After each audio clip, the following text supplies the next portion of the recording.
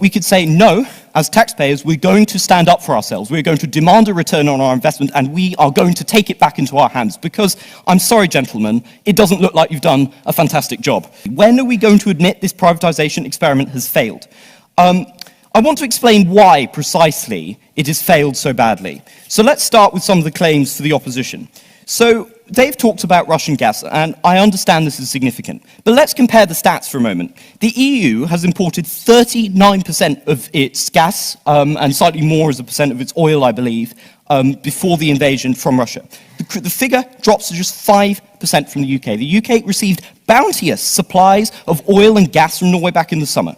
The disruption to the UK, however, is demonstrably more severe than almost any other country in Europe. If you look at France, for example, they are spending what is equivalent to about 15 billion for only a 15% rise in prices. So where on earth could it be going wrong? So we've had everybody's fault but mine from the opposition. We've had blame heaped upon every conceivable source. But maybe it is something to do with the fact that we have this Byzantine mesh of different privatized interests not working in tandem with each other. The United Kingdom is spending the most of any country in Europe, despite being the least reliant energy, to get one of the biggest hikes. We are told it has nothing to do with this Byzantine mesh, with the profiteering, with the racketeering. Well, ladies, gentlemen, and everyone in this house, I think it's finally time to say enough is enough, and we demand as our right as taxpayers to influence the system.